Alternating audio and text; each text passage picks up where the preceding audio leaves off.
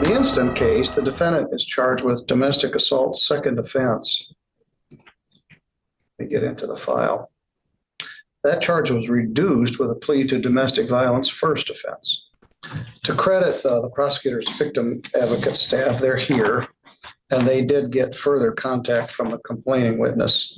And she is not here today, but she provided correspondence in the form of an email, which I'll read into the record. I want to start this by saying I'm in no way making an excuse for Jesse's actions. The actions that caused that night were not his alone. He should not be the only one to face consequences when I did wrong as well. He was absolutely not just abusing me.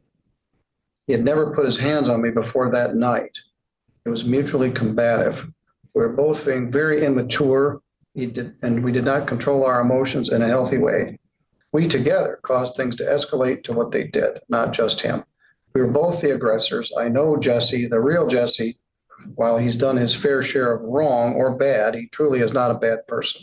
He is loving, caring, hardworking, intelligent, and resilient, among so many other things. He is a good person who, like all people, has done some bad things, but that does not make him bad. And that's truly not the person he is anymore. Everyone is responsible for their own actions, but sometimes you can push so hard, they're able to make you step out of character and do something you wouldn't normally do. And I did that to Jesse that night. I was mad about something small. I blew it out of proportion. I couldn't and wouldn't just let it go. I was saying things that were absolutely not okay, and I just kept going because I wasn't grown enough to control my emotions. She doesn't say it didn't happen.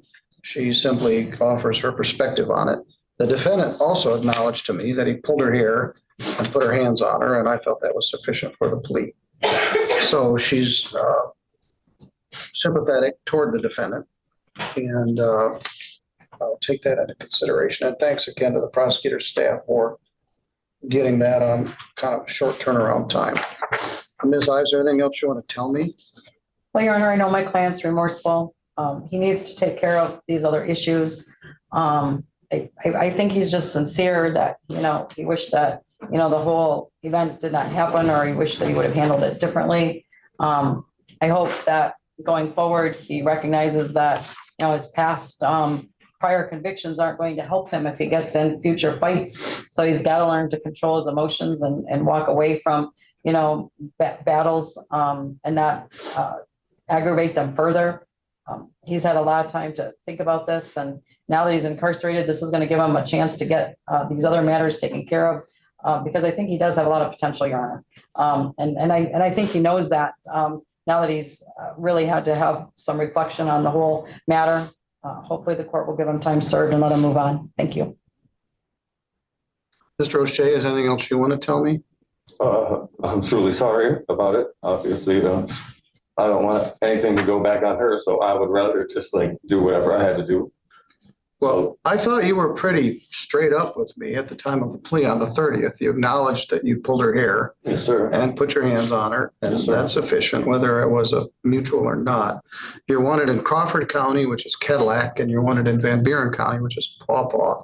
And you've been in our jail for 32 days. Yes, I'm going to sir. give you 32 days jail credit, 32 days.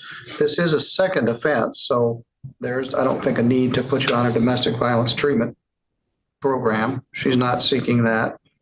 You're wanted in these other jurisdictions. I don't propose a probation. I'm going to make the fines as minimal as I can.